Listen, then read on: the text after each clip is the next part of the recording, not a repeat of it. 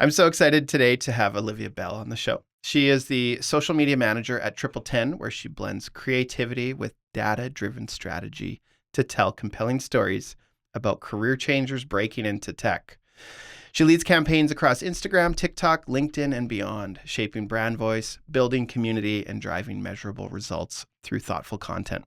Olivia thrives on creating initiatives that highlight student success, support employer engagement, and spark conversations about tech careers. With a knack for turning analytics into action, she is constantly experimenting with new formats, partnerships, and campaigns to grow visibility and impact. So thank you for being here, Olivia. I'm really excited. I'm really excited too. Thanks, Matt.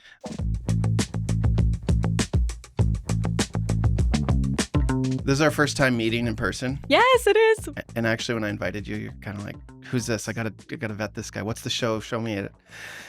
No, I think that's good. So I'm really excited to meet you. I wanted to kind of share with you why I wanted to invite you in the first place. So the first thing that caught my eye was your profile picture. Actually, it was a really good shot. Do you mind me asking who took it? Oh my gosh. Actually, it was taken a couple years ago, which is kind of crazy. But we were doing family pictures and my mom actually put together, like, we were all different colors, and I have this blue suit. I'm actually wearing it now.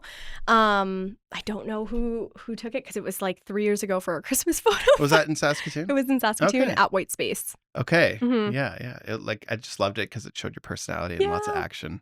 And then the bold colors too just stand out on your LinkedIn profile. Thank you. That's what I was going for. You know it. And you're like, I don't know if they used a wind machine, but your hair was just lifted. I was just posing left, right, and center. She was going. I love it. So that led me to check out and I already shared you before we started rolling, but that led me to check out your LinkedIn page. Your LinkedIn page is stacked with experiences. You went to the University of New Brunswick and Saskatchewan. You have a lot of things after your commerce degree, but it's a commerce degree mainly in marketing, right? Yes, that's correct. And then experience with like many companies as founder, marketing manager, social media manager, influencer marketing, and the kind of stuff we're trying to do as a studio. I thought you could teach me a lot. So selfishly, I'm wanting you to give me a little bit of a mini degree here, hopefully. Of course. And the other thing I saw was like you had LinkedIn certification. So anyway, stacked guest here to teach me. And you probably have a lot of experience you can share with me. So how's that sound? We'll go from there. Yeah, it sounds great. Thank you for that amazing intro. You made me sound a lot better than I think I do in my head. So I got some warm up questions. Yeah, hit me. We're going to do one of them. So you work remotely currently for TripleTen. I saw online they're based out of New York City. Mm-hmm. What does a typical day look like for you? Ooh, that's a good question. In my day-to-day, so just to throw it out there, I'm not a morning person. I like roll out of bed at 8:45 and start work at 9. Sometimes I start at 8:30. Recently, I've been starting at 7:30, but to me, 9 o'clock is a good time. I also work way better in the evening, so oftentimes I'll take a break in the afternoon. But usually I log in, and because we are an international company, half my team is based in Europe and half of them are based in the US, so we're obviously on the same time zone as the US. And so I log in and I'll usually respond to all of our Slack messages. So Slack is like our team, Microsoft Teams, or like our email format basically that we're using. And so I'll respond to all those because usually I am the last one up within my company. In the middle, obviously there's West Coast time, which I have some people on, but so I'll respond to all the messages, I'll update. Usually there's a lot of questions from the day before, and then I'll jump in and schedule some posts for the day. And then usually add some stories as well. And then all my meetings are stacked in the morning. So I usually have meetings from like 9 to 3 in the afternoon, or frequently it's been 8 to like noon. So it's usually back-to-back meetings in the morning. And I meet with my manager and some of my team overseas, and then a lot of my US folks in the afternoon, if possible. And we talk about strategy, and we talk about upcoming campaigns, and we talk about like in-person events.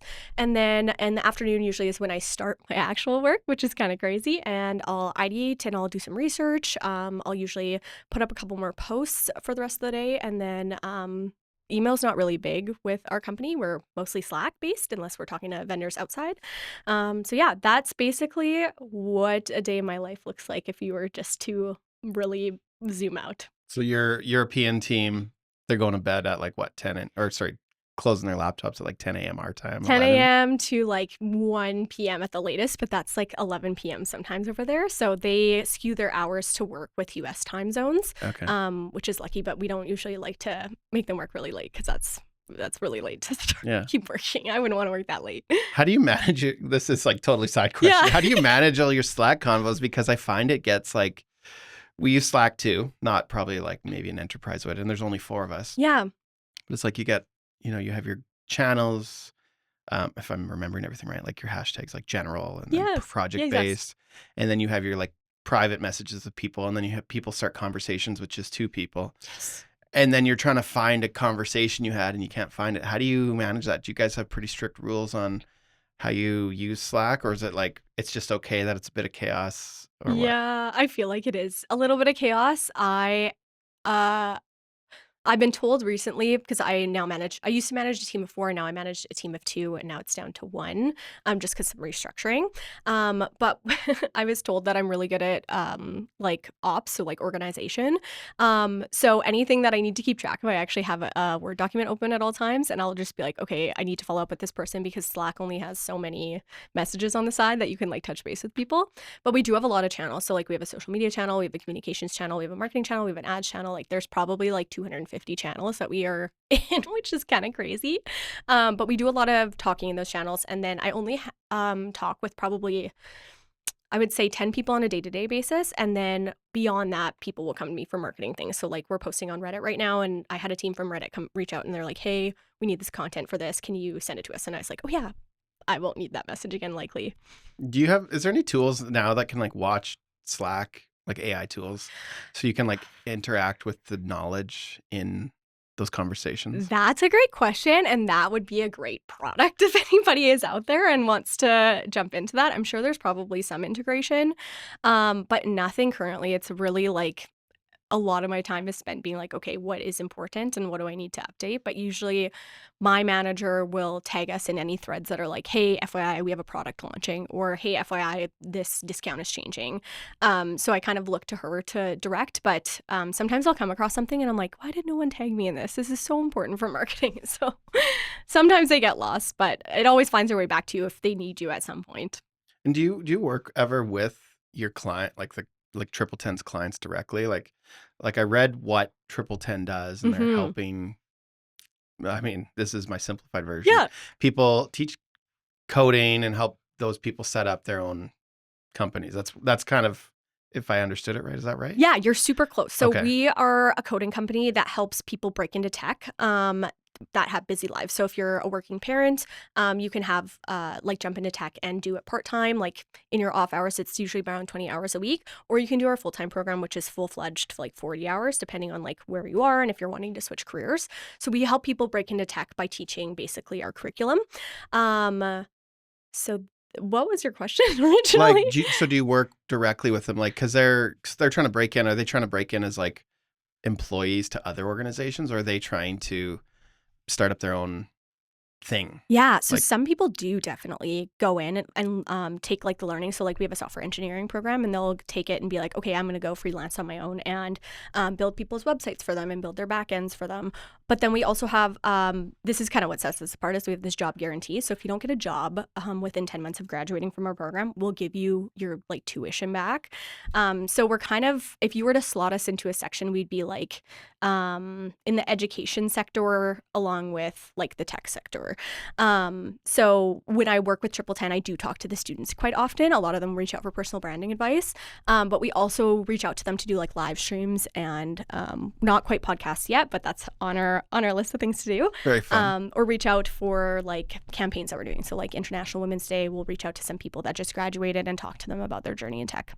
Okay. Mhm. And then so those people doing the freelance, you might actually help them with some advice to build their own brand, run their own, like, and specifically probably in LinkedIn and so, like Instagram or Facebook. Yeah. So one student actually comes to mind. Her name is Maria, and she was like, you know what? I don't think the corporate world is for me. I actually just want to start my own brand. So I had a couple meetings with her just on like, she's like, well, how do I even like, what do I post? Like, do I set up a page? Like, what do I do? So I gave her some advice there. But we also talked to our ambassadors pretty often. And like, that was my favorite meeting I think I've ever done, because I just walked through like all the tools that you could do in like an hour of like how to set up your personal brand, what you should be posting, what tools are out there to help you, etc. So I do help students, but mostly they're like focused on the skills based and the career switching aspect of it, because we have a lot of blue collar workers wanting to switch out of their linesman job and get into like a tech job that works remotely. That's like a lot of people's end goals. Interesting. I like that. So let's move on to some quick fire questions. You've answered a couple of these already. Okay. Then we'll get into the meat of it, because we're going to dive into that a little deeper. But you already answered this one: morning person or night owl. You said you have to wake up early. Naturally, are you a morning person? No, if I could, unfortunately, I'm still on college time where I would sleep till noon if you let me. But I work really well at night. But then as I'm waking up early, I'm like, okay, I'm getting so much done because now my day is so much longer. Yeah. But yeah, I'm definitely more productive at night for whatever reason. So coffee shop buzz or silent space? Oh, coffee shop buzz. I need sound at all times. Okay. Digital calendar or physical calendar? Both. Yeah. Both for sure. Yeah. Like a pen, you love a good pen I love and a pen and paper. I love my digital actual calendar. And then I have like my Word document open that I'm updating at all times. So I guess sticky notes would be my kind of go-to. Okay. So yeah, so you're adaptable to go into a coffee shop or something like that. Yeah. Can you work while you're on holidays? Oh yes. I Can you even go on holidays if you can never stop working? Yes, I feel like I've been multiple times where I've stepped away from dinner plans in Mexico and been like, I gotta go post this, and there's no reception down here. So I actually just went to Europe with my partner for 3 weeks this summer, and that was crazy prep to be able to like be fully hands off. I like deleted everything off my phone to just like decompress, and that's the first time in 3 years I've ever done that. Usually I'm always working on vacation. I just a little bit of a control freak, and then also just relief, doesn't quite know the full scope of my job. Mm-hmm. Do you have a favorite tool for managing campaigns and content, or do you literally go on your phone to make every post? Yeah, Notion is my go-to. So we were using Monday.com for a while for content calendar setups. And now we're using Notion, which I find so easy. It's like a Word document, and you just drag and drop, and people can leave comments in there, and we can attach like our Figma assets for like designs and stuff, because that's where we create all of our designs for the most part. So Notion is my absolute go-to. I would recommend anybody to use Notion. So you got to sell me on this. Yeah, I'm I will. interested. I love it. And it's free for up to like, I think 150 pages or something, which is just like Word documents within there. It's just really user friendly. It has like Apple's interface basically. Interesting. It's great. Music, podcast, or silence? You said you like noise. I need noise. Yeah. So I would say while I'm working, like building captions and managing, I love music. I don't think I listen to music all day long until I go to bed. So Alexa is always playing in the background, playing music. But if I'm doing like a mindless task, I'll throw on a podcast. I really love Stephen Bartlett's Diary of a CEO. That's like my go-to. This is great. It's so good. And he has some super interesting marketing tactics that I'll touch on later if there's an opportunity. We should. Yeah. We should. Yeah, his is really, out of all the podcasts there, I think the quality of guest he has is so high. And one of my favorite episodes, 2 episodes, I guess, would be, he did them with Jimmy Carr, the comedian. Yes. That guy's like the raunchy comedian, but yet when he talks, like his insights on like how to live a fulfilling life, like, I don't know, that guy knows. Hit home. Yeah. Yeah. Or did you listen to those? Listened to a few of them. Yeah. He has just such a range. Like, I feel like he talks about purpose a lot, which I find an interesting topic. Yeah. He had one where he was talking about his mother and his book. I think he was on the show kind of doing the like book tour circuit for the book tour. Yeah. And so he's talking about his book, and we were on family holidays this summer. So like that got me into his book. I listened to about half the book and then went back to another podcast with him. But yeah. And you're like, I'm sold. The Diary of a CEO is pretty darn good. There's another guy, British guy, wears a blue shirt. He sits on the other side of the table. I know who you're talking about. I can see him. I can see him in my eyes. Yes, I know who you're talking about. But they have a lot of similar guests. They do, yes. And the quality both are very good. Mm-hmm. So, if you could delete one recurring task from your week forever, what would it be? Analytic tracking. I don't like it, but it's so important. Okay, good. Painful. All right. So let's get into it. Yeah, hit me. That was a great warm up. Thanks, Matt. Okay, we're just warming I you up. love it. Got to I'm work warm. those muscles. Ready. And we can go off the rails as much as you like. Okay. I mean, we already have a little bit. I really, this podcast is about people trying to build something. So that's where it fits sort of a broad range of types of people, whether it's entrepreneurs, marketers, it could be communicators, PR specialists, really anyone. And maybe like a psychologist would actually be a good fit. Like I'm very into like personal development, like yes. what I'm trying to practice as an adult. I'm 39 now and I have 3 kids and a wife, and being content, because as an entrepreneur, I'm always like, what's the next thing? It's part of my personality typing. And I feel like a lot of pressure to keep running. And then it's like, also if I take a moment to just sit back, which is hard, that's the hardest thing for me. It's like appreciate where I'm at. And like the reality is like, and this was told to me by another guest, it's like nothing matters. Like it's just like a lot of things could fall apart and it would still be okay, and I'd probably be okay. Like worst case that could happen, which is a luxury, maybe a privilege, you could say. I could probably just move in with my dad or someone I know. Like if like literally everything fell apart. I've thought about that too, especially with the takeover of AI. I'm like, oh my God, existential crisis. But I feel like we're the exact same. And sometimes I need to check myself and be like, okay, we're just posting into space. Like, is this really important? But that's like the backup lens of it. But when I'm in it, I'm like, everything is like life or death here. Personality typing, you said when you went on a holiday, you shut off. I'm very much like, I find it stressful to get to the holiday because of everything I got to finish, and then making sure I'm not leaving clients hanging, or, and I have a pretty good team, so it's a little easier than it used to be. But like then when I'm on a holiday, it's like, I don't want it to end. Yeah, I know. Do you have that same trait? Oh my God, I feel you so hard. And then I come back and I'm like, okay, I love my job so much. I think that you do too, just from the way that you talk about it. But the lead up is good at it.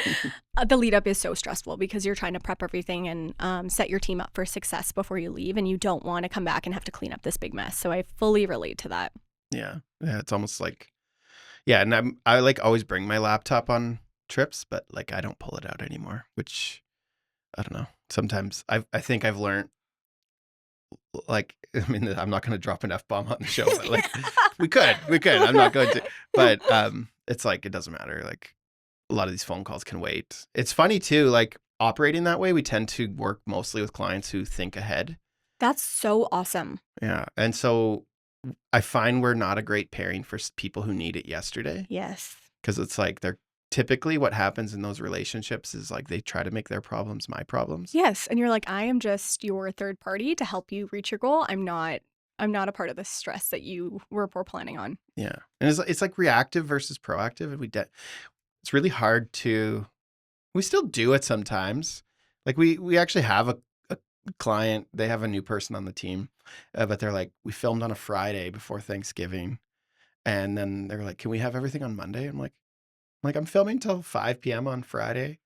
Like I won't even touch this till Tuesday at the earliest. And maybe Tuesday afternoon. Yeah, but like not even then, because we have other work we're wrapping up. I was like 2 weeks is like our normal like first draft cycle on a lot of projects. Yeah, that's pretty fast too. Yeah, I think we're still pretty efficient. Yeah. Photos are even quicker. Like if I photograph headshots, like let's say we did professional headshots in the studio, you'd have proofs the same day. That's pretty good. A lot of people don't do that. It's usually like 2 to 4 weeks. Yeah. Even just for proofs. I mean, we definitely sometimes have delays on that, but I'm not working on the weekends. Like there's almost nothing that needs to be done the day of. Like this is, again, it's not life or death. Yeah, right? I totally hear you. All right. So strategy is a big word in marketing. And now, based on reading your LinkedIn bio and credentials, I think you're going to have a lot of insight on this. But what does strategy mean to you when it comes to social? Yeah, that is a big topic. So we could probably niche that down at some point during this conversation, but strategy is really important because it kind of gives you your purpose as to like what you want to post and just to stay on brand. So when I first started at TripleTen, just for context, I So all of our platforms were like pretty low. Like we were coming, I don't think they were advertising very much when I got there, but Instagram had only 10,000 followers and now we're at like 118,000 followers. That also has to do with some advertising that we do though, but I really helped grow our engagement rate over that time along with our followers. And obviously advertising and organic go together hand in hand. So with any type of strategy that you're doing, it's important to like there's so many aspects to this because also strategy is different for each platform going into it. But what our strategy is when we break it down, and we just switched our strategy less than 6 months ago, I think, is we took a look at it and we're like, okay, some of this stuff isn't working. It's not engaging with our audience anymore. And social algorithms are really changing. So what do we need to do to capture people's attention and stop the scroll? So when we look at strategy, we're looking at our audience pain points a lot to see like, okay, what are they struggling with? Because obviously at the end of the day, we're a business, like we want revenue, we want people to buy our product. But from an organic standpoint, I also want people to be longtime fans of us. And I've gone to a couple conferences where they've used this of turning followers into fans. And that's what my end goal always is. I don't think we're quite there yet. We're there with a couple of our students, or a big handful, I would say. But I want to be, for TripleTen, like Duolingo, I would say, are big fans of their brand and strategy. And their strategy is very unhinged. Because we're selling educational products, we want to make sure that we're still entertaining people while educating them at the same time. So when we're looking at our strategy, we're not only looking at our pain points, but how are we going to push them through the funnel and get them to buy our product at the end of the day? And how are we going to kind of interrupt people? That is like so broad. We can totally jump into like, let's niche it down. Niche it down. Okay. So for example, our strategy on, and we're totally okay to say this. I checked with my manager beforehand. Yeah, I don't want to edit this, but yeah, I'm like, are we allowed to say this? Yes, we can. So we have kind of our three main content pillars. We have 5 in general, but we focus on 3. So it's inspiring, educational, and entertaining, or like we call the educational useful. So it's like useful content. And then we have trust and promotion as our other 2. So it's about a 25% split with each of those 3 first categories, and then like a 16 and 8% split with those other 2. Because at the end of the day, maybe I'll ask you a question, is why are you on social media? That's a good question. Personally. I like that you're putting me on this, like my personal account, or as a business like owner? Not as a business, just like why do you participate in social media? Oh my goodness. Sorry. I'm a bit jaded on social media, and I don't know if that's common.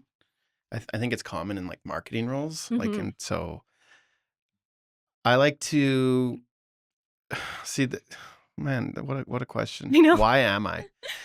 Like, what do you like about social media? Maybe. Yeah, I'll talk in general, and then I'll talk personally. Yeah. So generally, like, and when I say generally, I mean like maybe my views of it when I really was in love with it. Yeah. I like being able to share my life with people. Yeah. And I kind of use it as a bit of a creative outlet, especially when I was starting photography. Now, this is like years ago. I've been doing this for like 17 years, 18 years. And so I like to be able to like show stuff with people. I like to keep people updated with what I'm up to. Exactly.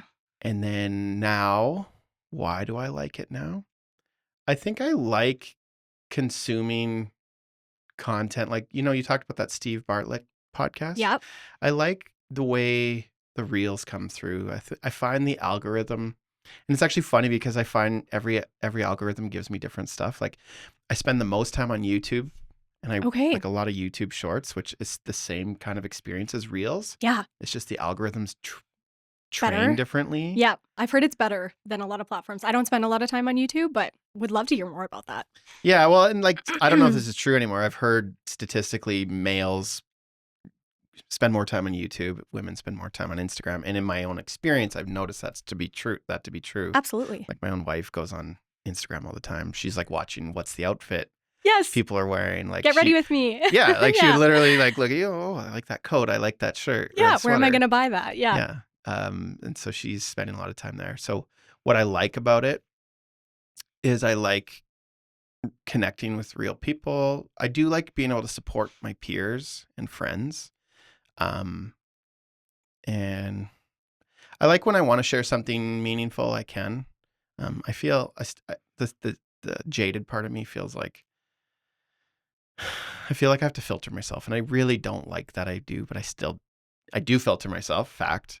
And I feel like I'm putting on a bit of a show a little bit. So I tend to like save it for like very few posts. I probably post personally like 3 times a year on my feed. And then my stories where I kind of put throwaway posts on. So when I'm on a trip or holiday, I'll document my family and kids. So I don't know. That's Does so that answer fair. your question? Yeah, it does. And you really actually set me up for success with Good. that answer. Good. So I would love to hear, actually going just off the rails slightly, like why do you feel like you need to censor yourself or not be your full authentic self? Does it have to do with your business? Just as a curiosity Well, question. yeah, actually that's good. Like I feel like even I'm scared to like post, like I like raunchy comedy. Like we talked about Jimmy Carr. He's Yeah. funny. I love Dave Chappelle. And I find, especially like on the Instagram side, I feel like it's pretty divisive, especially with like political stuff. Yes. Like I'll go out and say it, like Charlie Kirk after he passed away, I never was a fan of him beforehand. Like I wasn't not a fan. I just didn't follow him. Mhm. But like I quite appreciate some of his values. Like he values family, and I like hearing people's opinions. Sorry, what was the question again? Yeah, just like why do you feel like you need to censor yourself on social? So that I feel like you can't. I feel like I'd be, for my business even, like I don't want to be tagged as someone who's like in their camp, or like, because I'm not really in anyone's camp. I am in my camp, like, Yeah. and I'm in your camp. Yeah. Like I want people to succeed. I want people to have a good life. But I don't want to be put into boxes, and I don't want to, you could say, offend people. I still probably do once in a while. And then I don't know, like I feel like I don't want people to feel like I'm judging them either. So That's so fair. like, not that I don't, like Yeah. I'm a human. Like there's like that part of me that's like kind of cynical, but like, Yeah, of course. but yeah, so those are parts of it. And then personally, it's like, I don't want people to think the wrong thing about me. That's so fair. You know, when you have a face-to-face conversation in a coffee shop, or, I mean, this is being recorded, but Yeah. it's still like in person. Of course. And I think long form content, actually, like podcasts in general, you can share the whole picture. Yep. But I feel like those are places where you can kind of share your values and listen to people. Yes. And, you know, social media tends to polarize people. And I don't like, Yep. that's what I hate the most about politics. I don't care who you're for. I don't really like either side of either party. Yep. Like if it's an American thing, like liberal, conservative, I don't care. Like I'm somewhere in the middle. Obviously, it's a spectrum, right? And like it doesn't even matter. Like what I think is, those are my values to apply to my own life, and I don't want to judge people either. Yeah. Social So- can be a pretty rough place if you do share things, because people, especially if you're a big like TikTok or Instagram personality, people will just like tear you apart. They only know a part of your life. They don't know the full story. So I totally hear you on that. I think that's really relatable. I think a lot of people will relate to that, especially being on social. Social is a highlight reel. So people are usually only sharing their best. They're not usually sharing the worst behind the scenes. I wanted to kind of go back to what you were saying about like why you're on social. So you kind of touched on like 3, I would say, if you were to call them content pillars, but like you're there to be entertained. So you're on YouTube, your wife's on Instagram. So you're there to kind of be entertained. You're also there to share your life updates and to hear from your friends and family. So that is basically the purpose of social media. And I think brands need to keep that in mind when they're going to post of like, I just went to just as a side tangent, I went to a conference last week. It was virtual. It was this Many Chats conference. And this is going to lead into a lot of these conversations that we have today. Good. I find after a conference, I'm like, my brain is exploding. so dump on me. I'm a sponge. I want to learn everything. I have so many actionable takeaways too, like for people that are starting brands. And just keep in mind, like when I'm talking about this, I work with a pretty big brand. So some of these tactics might not work right off the back for some people, but I think they're pertainable to a wide audience of people. But they said like brands are kind of taking over these social spaces that were originally meant for like people just to share like what is happening in my day-to-day. Like if you go back to Instagram in like 2013, right? And below, I'm trying to think when Instagram came out, it was just people sharing. Like there were no brands on social media. There was no advertising. It was just like, oh, here's Sally Joe posting at Coachella. Like, this is so cool. I'm going to like and engage. And now brands are taking over those spaces. So we just have to keep in mind, like, what is social for? People are usually there for one of 3 reasons: to be entertained, to be educated, or inspired. And that's basically the concept of like every brand can take away that to be like, okay, well, think about like what you would want to see if you were scrolling on social. Like I'm sure like your wife is looking at like blue blazers or something and be like, okay, well, where did they get that from? Like that would fit into the influencer category of like trying to sell this type of clothing. So for us, when we're talking about content, we're trying to mesh from this conference. The number one takeaway was like entertaining content rules everything, and you can fit that into inspiring content and educational content at the same time as long as it's entertaining. And that kind of goes back to like your hooks of how are you going to stop that scroll at the end of the day? So I just went on a super long tangent, but that is I'm listening. I'm dialed in. that's the overview, I guess, of strategy and like just something I always have to step back from just to be like, okay, well, why are people actually on social media? Like, what are people wanting to doom scroll in their free time, or what are they actively seeking out and wanting to engage with? So I'll stop there for now. No, yeah. Okay, in the ManyChat, like we're talking about the app that Yes. auto responds to your messages. Or, Yes. that's the same organization. Like that's the same app that's like comment success, and you'll get the free book for whatever, right? Have you seen that? And what are your thoughts on that? Because people have very different polarizing thoughts on either. Some people are like, I hate it. Some people are like, this is the greatest thing alive. I'm not going to tell you my stance on it. Like on the app itself? I don't know. I think if it works, it's good. I don't know. Like to think of like the most recent sort of engagement I've had with a brand is this one. They sell these guitar books to like play guitars Yeah. differently. They do as a content creator, or as like we produce content like photo and video. Like I always filter things through that lens. So I'm always like, how are they building their funnel? Like, Yeah. am I interested in clicking on this ad? Like, and so I think it's good. I think sometimes there's a bit of friction in the process. Like I would have bought this product already, but then it got a little bit complicated. Fair. Like, so like literally they're selling education. They're just like, I think a digital version and like probably a physical version. Yeah. They text me all the time. They email me too much now. Yep. I don't know if this happens to you. You go to a conference and they talk about all these great apps. So you get the trials. So we just had Memo conference in Saskatoon. Awesome. And so they talked about like this app called Whisper, which is like a dictation app. Okay, yes. Really great. And I'm going through my emails. It's like, just stop emailing me. Like I already got it. Like I paid for it. Mm-hmm. And then the guitar book one I was telling you about, like too many emails. So like, what do I think about ManyChat? I think it's really good. I think I feel punished on the guitar one because they offered a sale Oh, shoot. promo and I couldn't find the code. And I'm like, well, now I know I can get it cheaper. Yeah. So now I'm not buying. Exactly. And then I see these emails like 50% off till midnight, but I'm only seeing them the next day. I'm like, oh, no. I want to buy this, but you've trained me now that I'd be an idiot to pay full price. Yeah.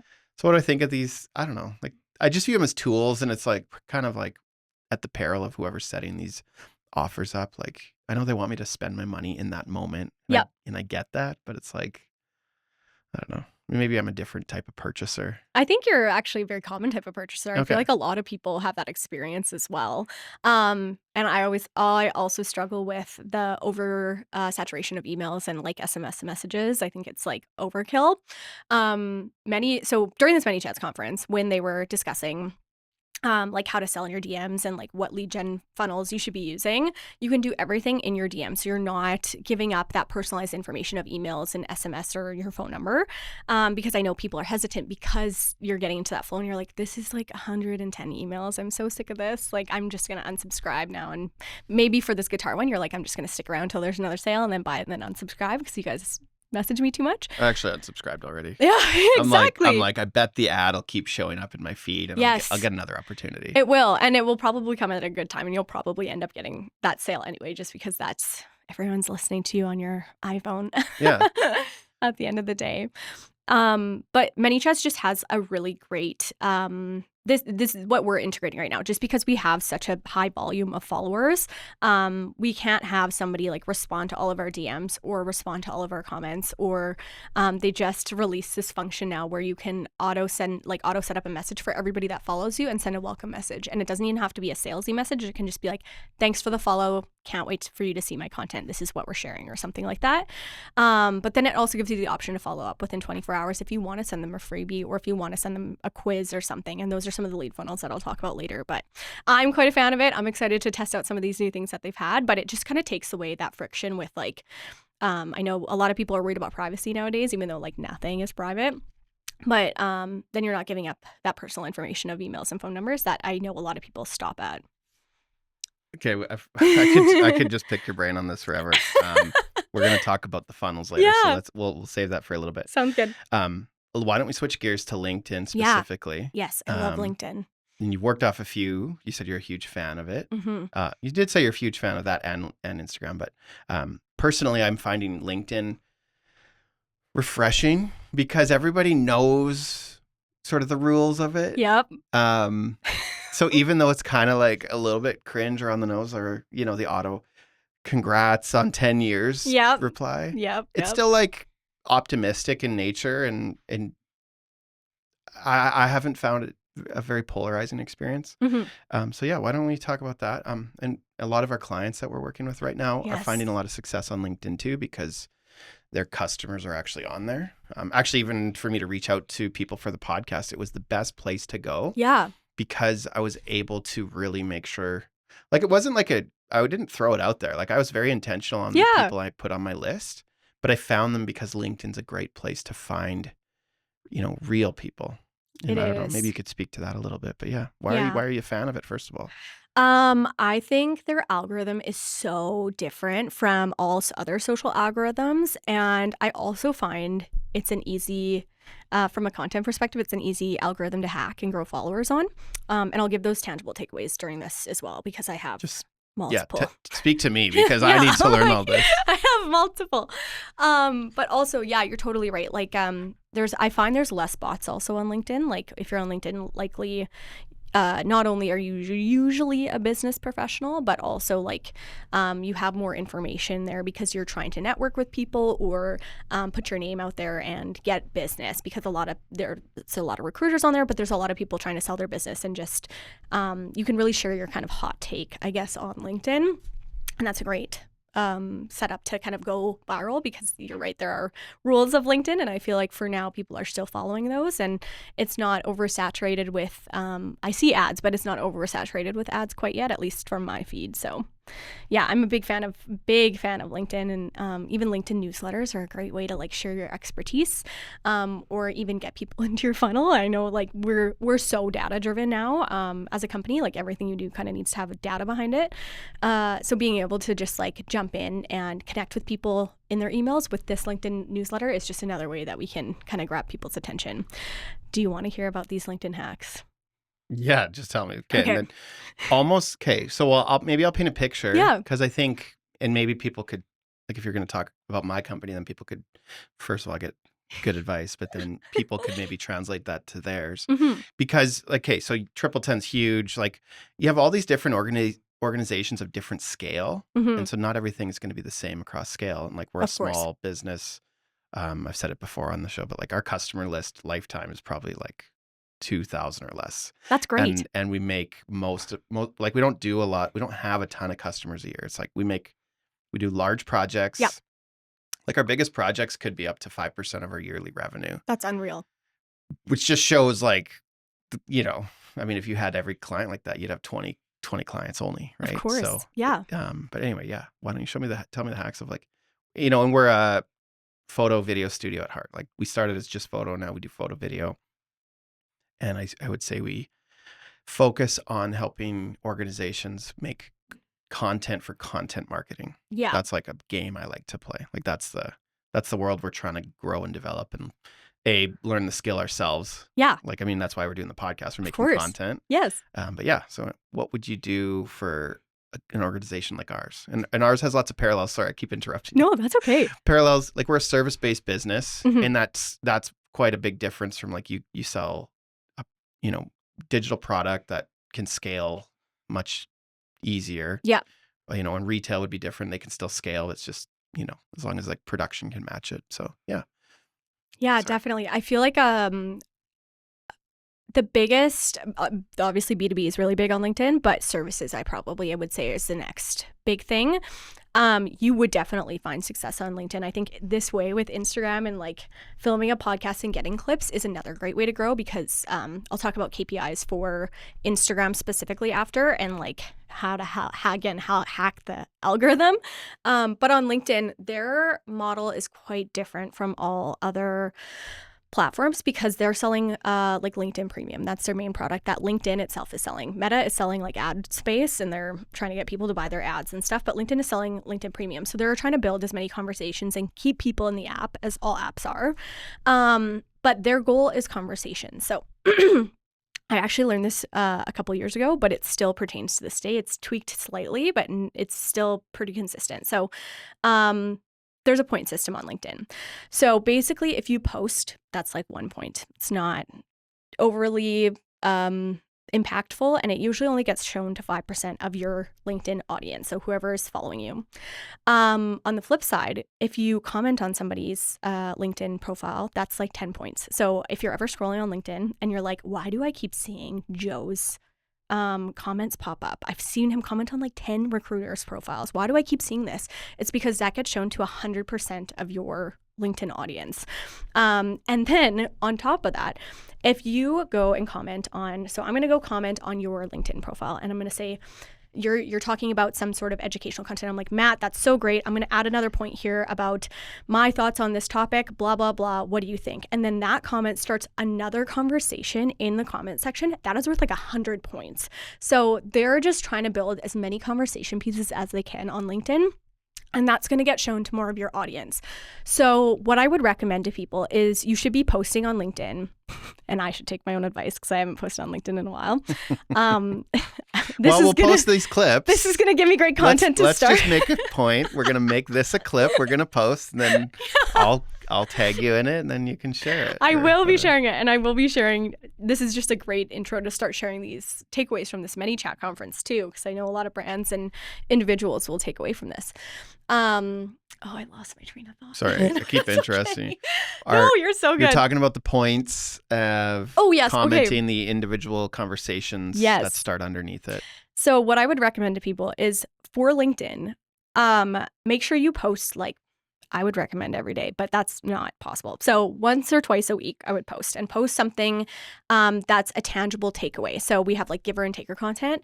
So like you're trying to give your audience value. So educational content, I would say, or storytelling content does really well on LinkedIn. So I would post on there, and then I would actually spend most of my time going and commenting on like a handful of people's posts and just adding my values and thoughts. Not necessarily like, congrats on your tenure, because like everybody's doing that, but go in and make meaningful comments. So if somebody's talking about content, be like, hey, that's really great. I totally agree with this fact. Here's another fact that I know. And that's going to be pushed out, and people are going to start seeing your content more. They're going to start viewing you as a leader in the field, and then they're going to go back to your LinkedIn profile and then look at all the content that you posted now, and that's just going to help with your lead funnel even more, because people are going to start trusting you, and it's just a way to get your name out there more.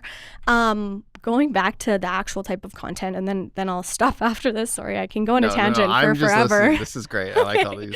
I'm like, by the way, I'm gonna like take this whole chat and throw it into I have this app called Granola, and it can just like.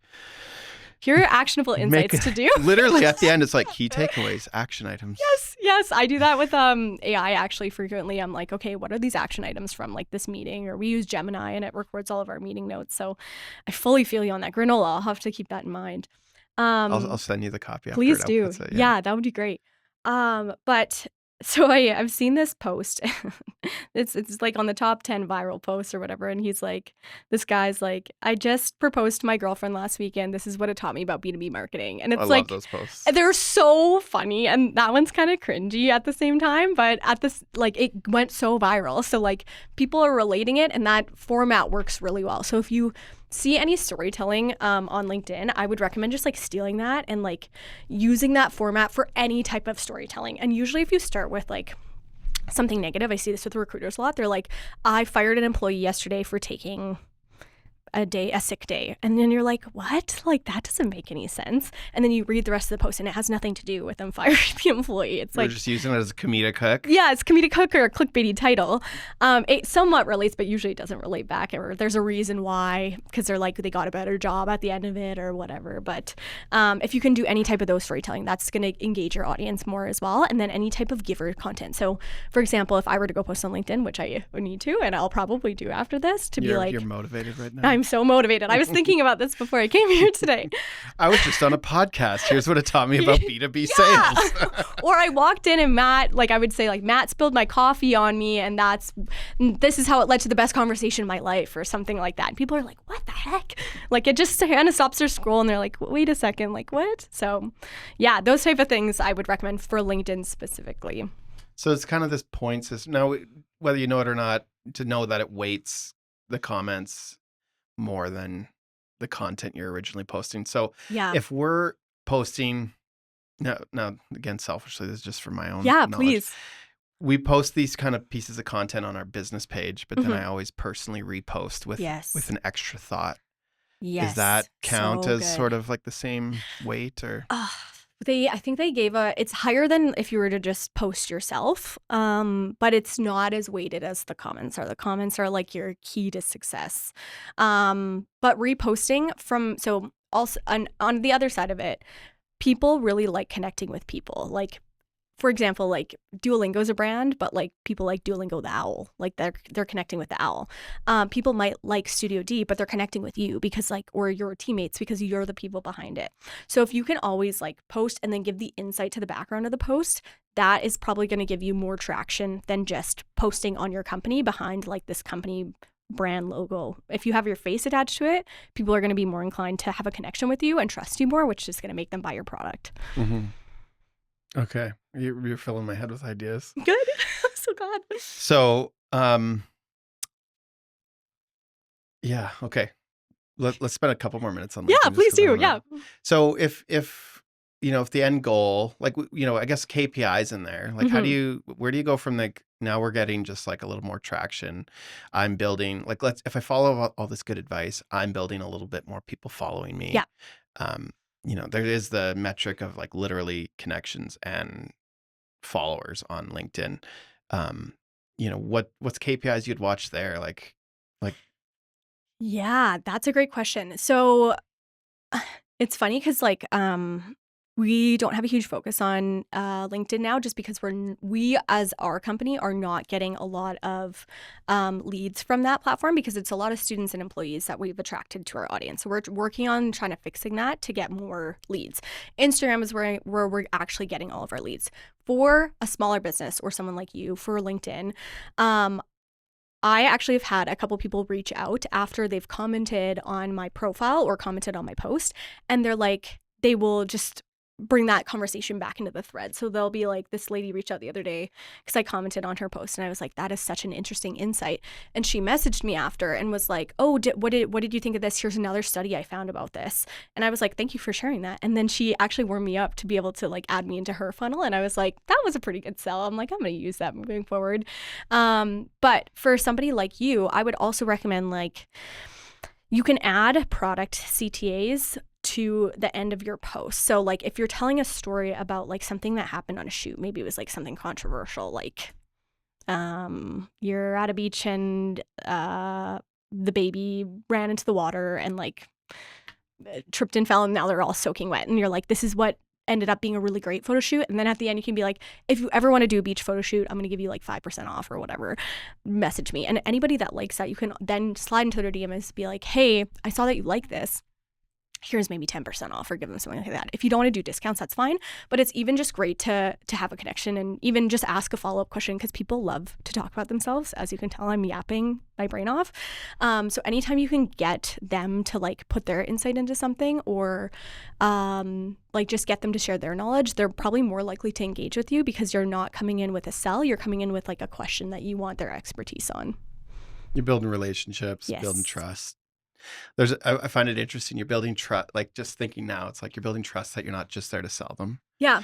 Which, like, and LinkedIn is was pretty bad like last year Mhm. and the year before with just like your inbox being full of like Yes. overseas whatever Yeah. software developers. I'm Yes. like I don't care about I'm like, "I you. don't need you right now." Like, Yeah, "This like isn't what I'm looking for, or that's not my content." I'm like, "How did you find me?" yeah, it's so funny. Mhm.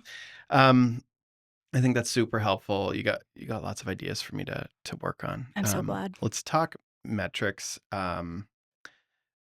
You know, there's KPIs, but it's like and metrics and it's and analytics, like you're tracking all these data points, but it's Mhm. like, what do they mean? Yes. I find a struggle for me is like I don't know what it means. Like, so what if it's trending up or down? Is that good or bad? Yeah. I don't have the skill to sort of interpret some of those things.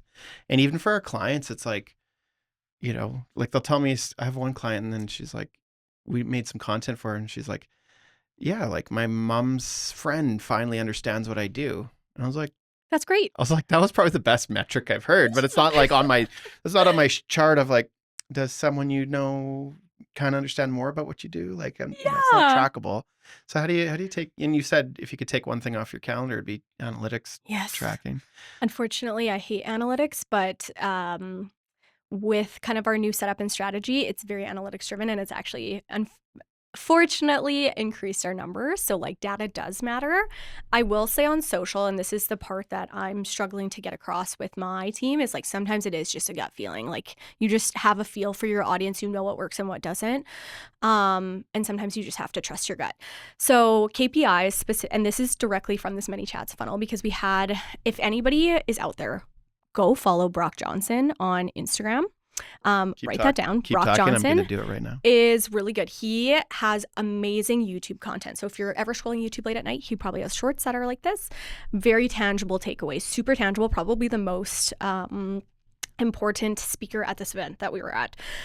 So a lot of this information is coming directly from what I found out from him, because he just gave super Instagram tangible. growth Yeah, coach. that's him. That's him. Instagram growth coach, 825,000 followers. Yeah. And his mom is actually super viral as well. And you've probably seen a couple of her posts like circulating the internet because she's quite viral as well.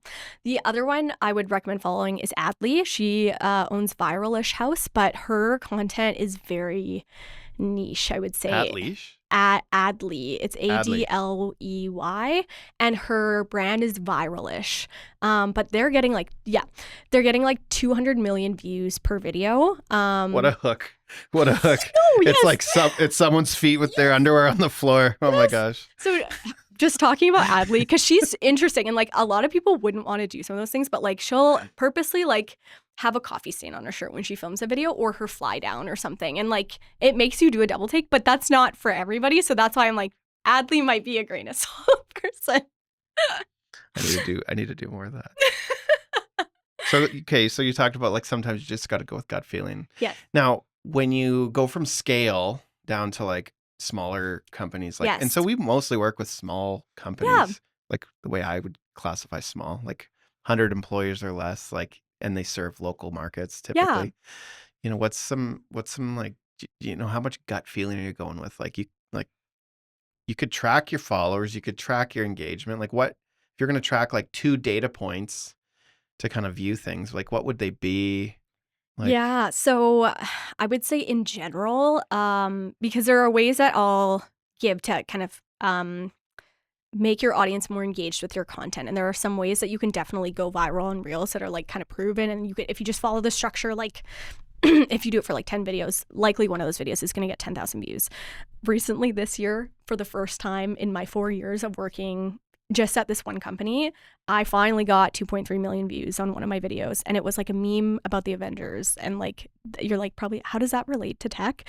But we just tweaked it to relate to, like, it was like how each team member walks in during your weekly meeting, and Robert Downey Jr. was like the cybersecurity expert, and he's like doing like this at the end, and people really loved that because it also related to pop culture.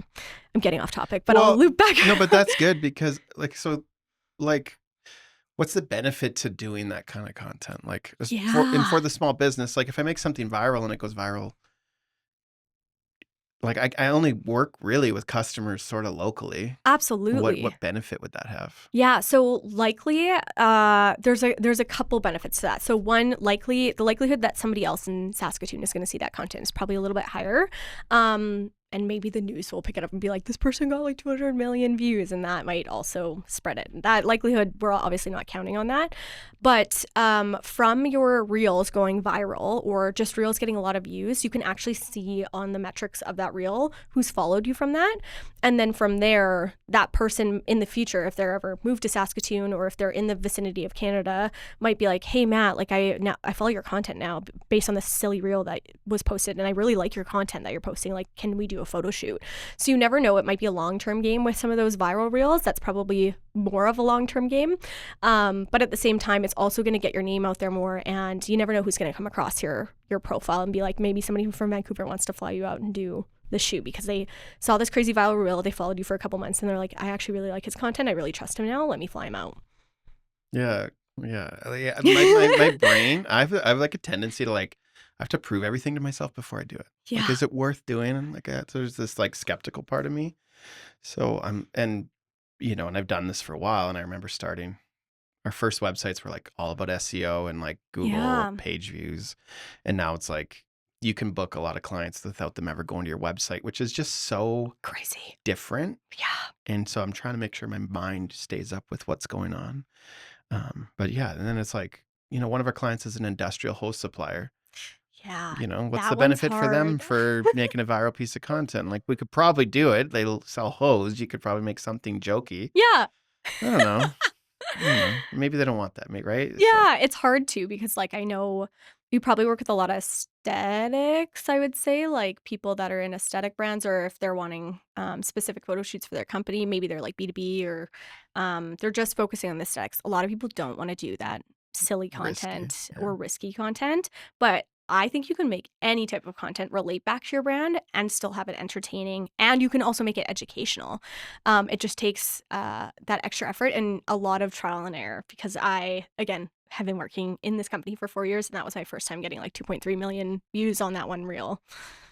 Like, which is, yeah. And actually, you saying that, I'm targeted on Instagram to hire companies to help me. Like, they promise you'll get 1 million views. Yeah. Like, there's one that I always see their ads, and I like them, and the way they produce them is incredible. And their volume of unique versions of that ad I find really interesting. But then again, and then the skeptical side of me is like, but that won't work for me, will it? I have a hard time flipping that to like answering that question. How does that serve me if I did that? So, and that's important because you don't just want to like throw stuff and be like, this is so out of brand voice. Like, there are ways to do this content. Like, for example, like you guys, it looks like you guys mostly for the most part work in office. So like a lot of behind the scenes content people probably relate to, and you're just kind of showing the inner workings of the business.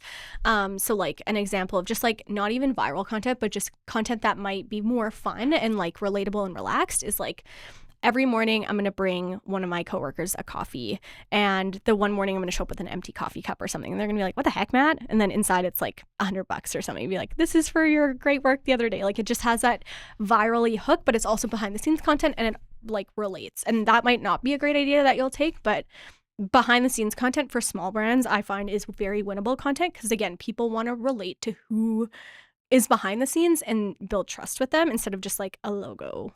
How do you simplify? Like, you get all these like ideas and these good tactics of like behind the scenes, funny videos, Instagram takeovers. I mean, like, how do you, if you were to simplify it all down, how do you do that? Like, do you go back to those brand pillars you were talking about? Yeah, that's a really great question. I would say I never stop thinking about content. I find it's a marketing curse. I don't know if you have this curse too, but I'm always looking at marketing content and I'm like, oh, that's a great hook. I'm going to save that for later. Or that's a great idea. I wonder if we can adopt this for our brand. So it's tough because I'm doom scrolling, but I'm also like market research at all points in the day. Yeah. So I have this huge backlog of all the saved content that I like look through and I'm like, okay, we can also copy that content in a way that makes sense for our brand. And I actually wouldn't advise not to do that. I think that's actually a winning tactic, which is really interesting, especially from bigger brands. So like Brock Johnson, for example, that person that you just followed, he has a lot of steal this content idea and make it your own. Because a lot of content is like, you've probably seen a couple creators make the same content. Some of them is word for word. I wouldn't recommend ever doing that, but just like stealing it and being like, okay, here's the premise for our idea, or here's the outline for it. Like Mel Robinson also posts like, there's 2 sections and it's from her podcast, and she has like a quote on this one and a quote on this one, and it's usually a tangible takeaway. Like, here are 5 tips to get out of bed in the morning. Tip 1 is this, and then you scroll through her carousel feed and see that. So it does go back to brand pillars, but also inspiration from other brands, and that's a lot of our market research that we do in like our free time, and then also during work hours, I would say. Interesting. Mm-hmm. So keep it simple. Yeah, I find I get definitely in the weeds too much, hard. and then I'm like, I get these like moments where I'm like, screw it all.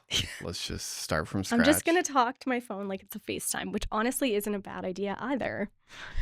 Everything is a good idea. Yeah. And then just like, even as we're talking, I'm like, there's a human side to it. We're just like, be you. Like I preach this too, actually, a lot. Like you suck at being anyone else but you. Yes. So just be you, because that's the magnetic version that if people like, which is probably your most magnetic version, like that's how you can build real relationships. So yeah, I find that interesting. Do you find yourself getting in the weeds a lot of things? Like you just went to a conference, you got a million new ideas. Here's your whole system you made before the conference, and now you're like, screw it. Yeah. Sorry, I need those for later. Flip that. I definitely trying do. to make viral content. Yeah, exactly. Oh, I do find that there is so much information, and like there's only so much you can test in a week. Like this week we're actually testing only posting.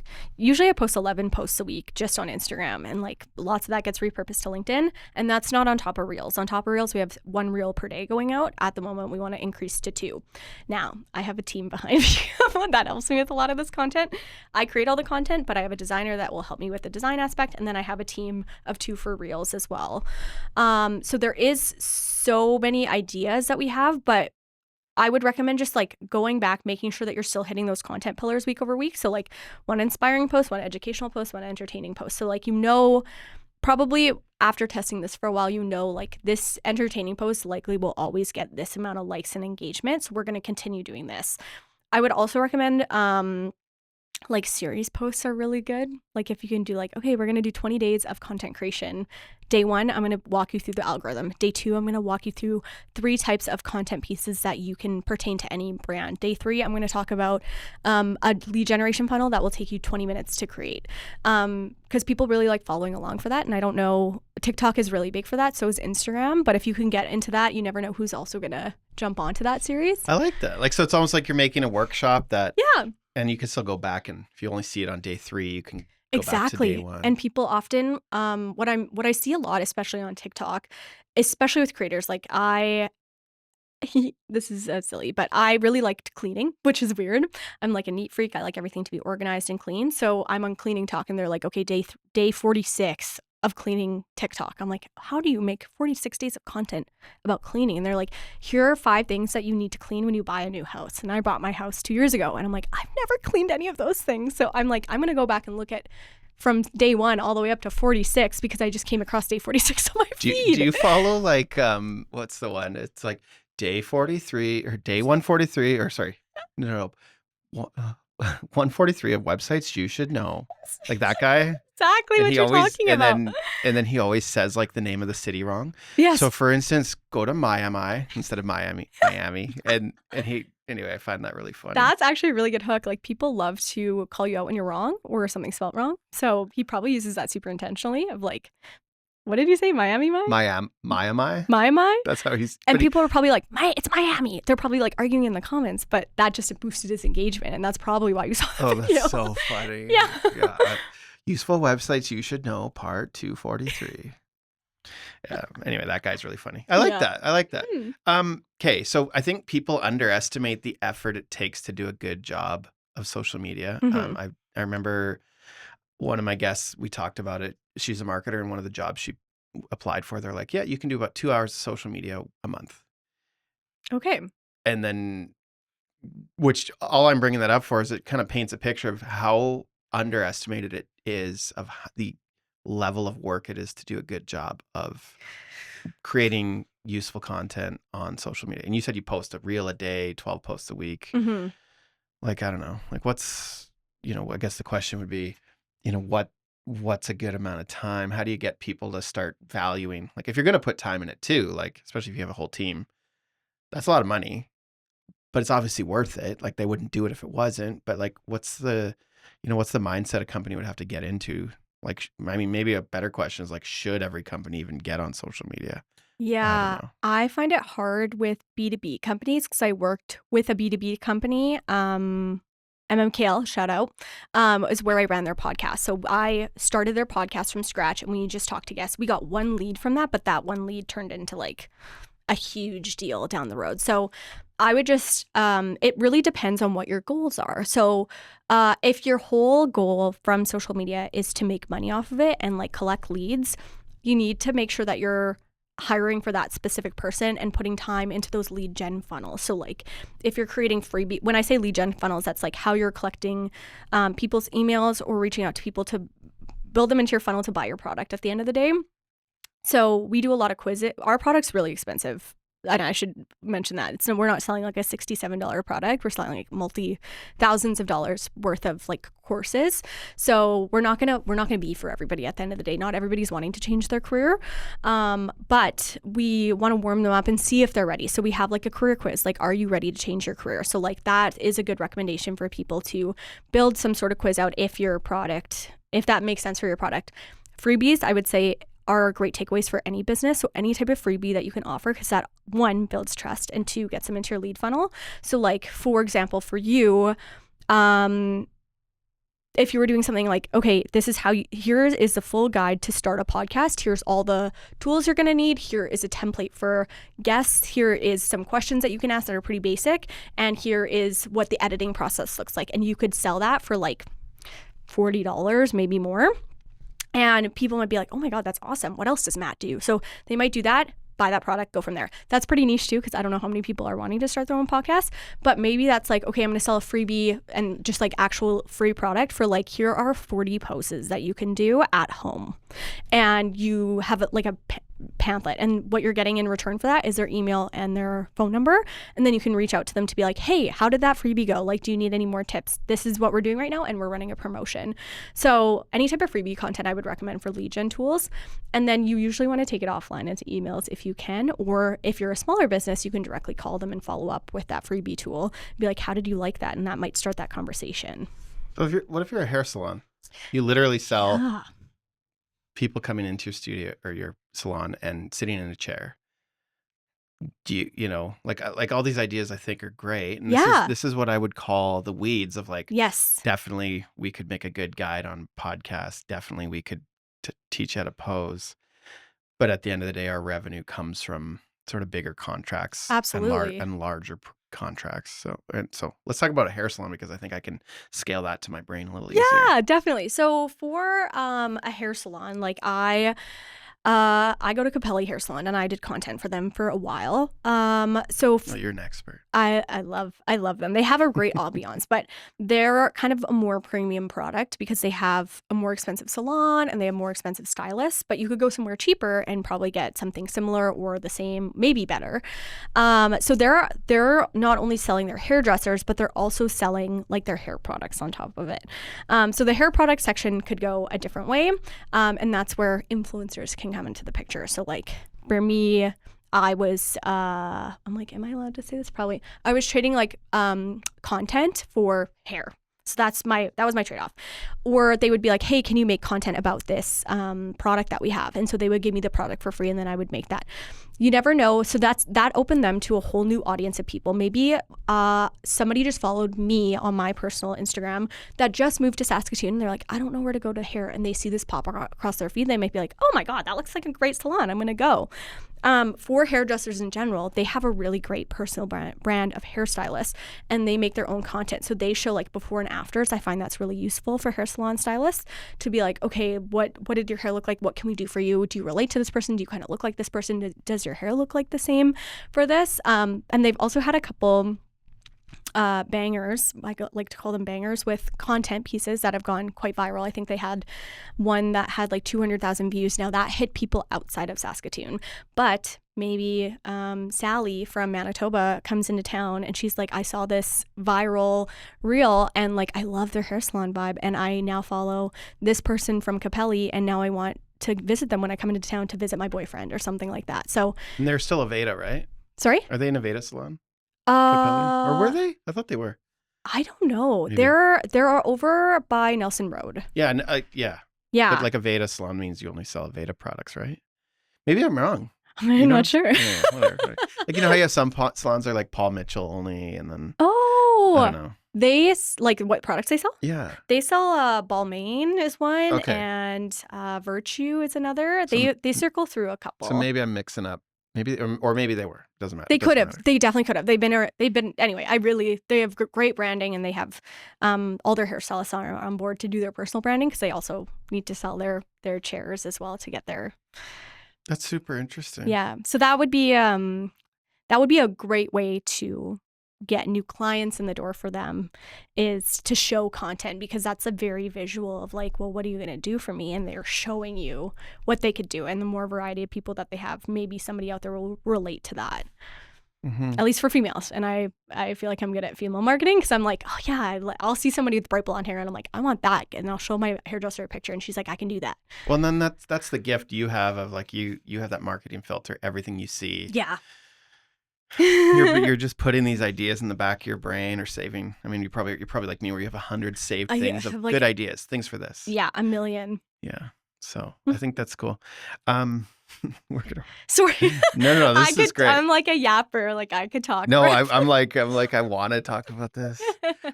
Yeah. Like, so I think I feel like we've talked about what I want a lot. Yeah. We definitely like the idea of building content that helps get some of those, like, the showing you're an expert, so entertaining and inspiring. Yeah. And what was the last one?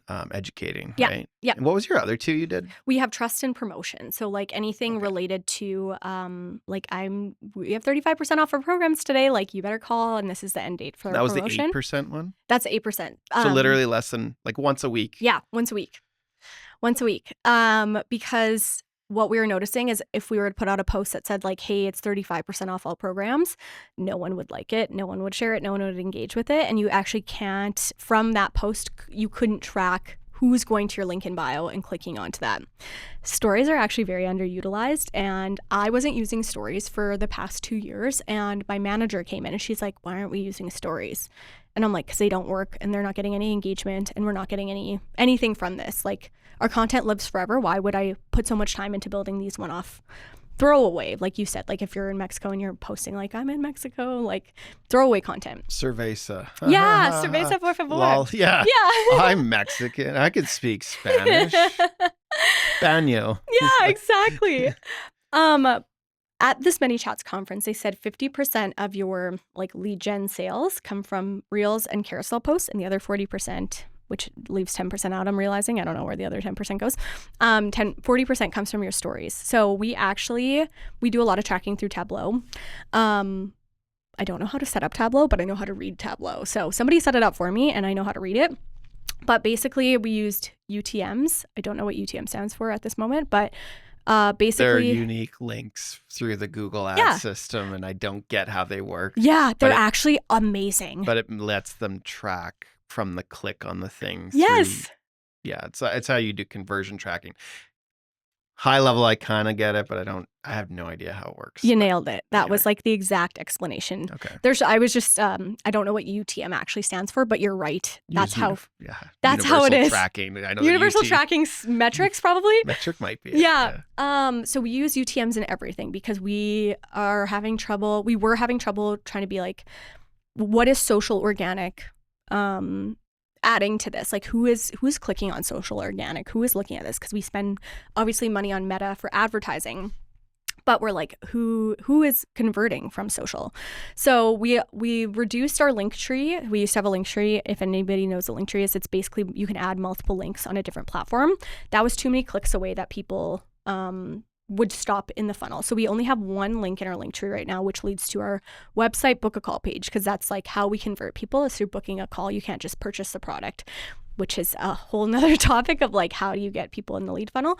But with stories, we can add UTMs in. So we put our like quiz link into our UTM machine. We use Switchy, and it makes a short link, and you just put all the information in and it spits you out a link and it will track it for you.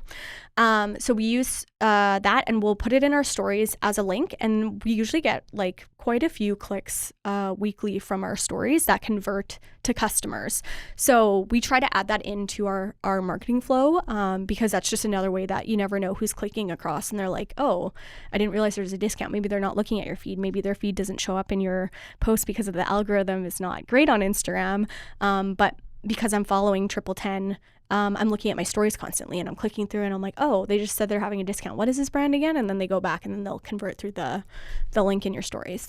What's the most effective lead gen system / funnel you've seen for like a clothing brand? Like what are the ones that kind of like, you have the marketing filter, so you're on, you see the thing.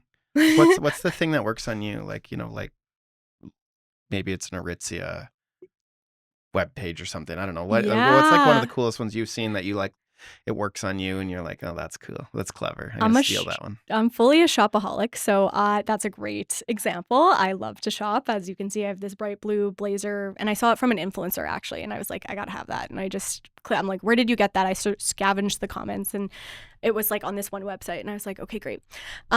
For type of clothing brands, I love influencers, specifically for clothing, because I follow a lot of influencers, and obviously the models are there to make it look better than probably what looks like on yourself. But I love all different kinds of funky clothing. So if I see something across my feed and I'm like, I really like that, usually they'll have something tagged in their stories or in their story highlights or in their feed. They're like, I got this from Meshki, I got this from Opoly, I got this from Aritzia, I got this from Old Navy, and I'll just go to the website and find it. Do you find influencers that like that you see yourself as similar style and looking to them, where like if they wear it and it looks good, it looks good on you, versus like absolutely someone who's tall and sort of lanky, or someone who's a bit more full figured or whatever? Like, do you find like that's a process for you? I've never thought of this until now. Yeah, that is such a great marketing takeaway. For me personally, yes. And like that's why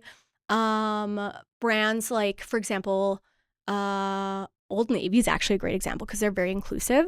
So they're going to pertain to a number of different women and men. And then they also partner with really unique, I love, or sorry, it's not Old Navy, it's the Gap. Yeah, it's the Gap. They have very similar. That's why I get them confused sometimes. I mean, they're basically the same company, basically right? the same. Yeah. But they just partnered with Cat's Eye, which is like this new Gen Z pop group, and they made this super viral ad. I don't know if you've seen it. It's like, "My milkshake brings all the boys to the yard" is the song they're dancing to, and they're dancing in the denim that they sell. And so that's also going to pertain to a whole nother audience of people that just love Cat's Eye.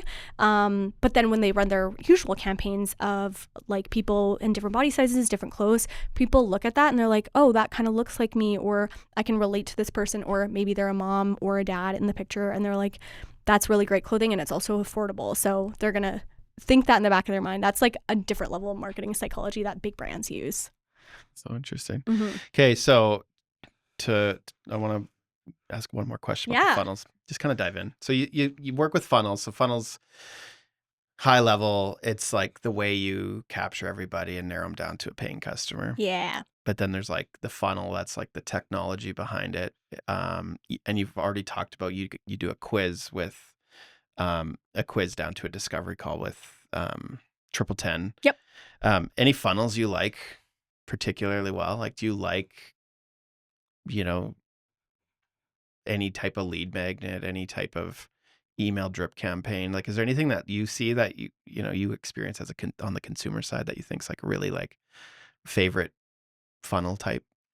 That is such a good question, and I wish I came with a list because I subscribe to a lot of marketing emails that are just like up to date, mostly around the marketing world, but they're not necessarily selling anything because I think they sell advertising space in their email campaigns. Within any like affiliate links or funnels that I've seen.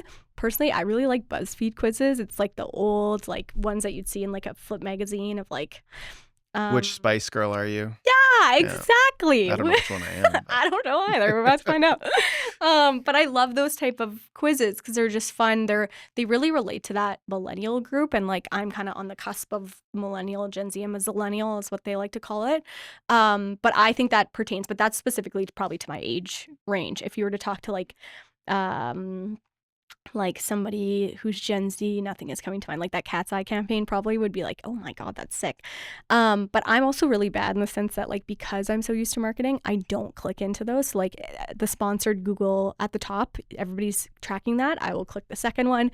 If I see an influencer using like a link in their stories, I actually purposely don't click, like I'll click on them and then I'll go purchase through the website just because I know how marketing works. And it's interesting because when I'm the consumer, I'm like, I don't want to play into these companies' things. But when I'm on the other side, I'm like, that's how they're tracking if that sale goes through, if the influencer gets paid or all these things. So I'm just aware of the tactics. And I think I'm just, in my day-to-day, I'm like avoiding them, which is really interesting as a marketer. I'm the same. Okay. You know what? You know what I find actually a funny thing?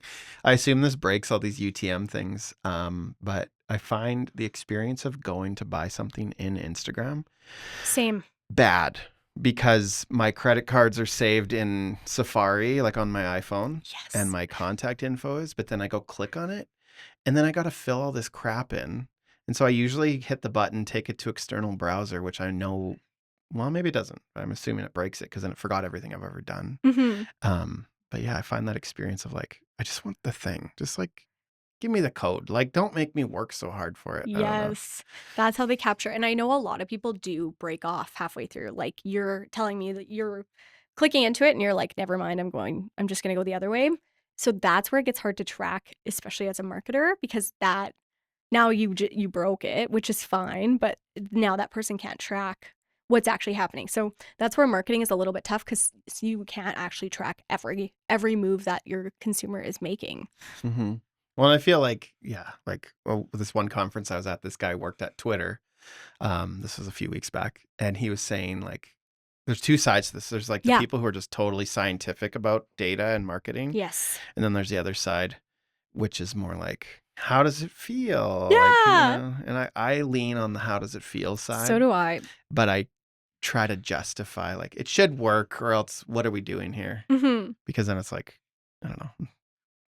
You know, you dress up in an outfit because you want people to notice and like you. And that's like the trade-off. We're not just marketing for the sake of looking cool. Like we want results, but we also, it's not very fun if it's scientific. Yes, it's not.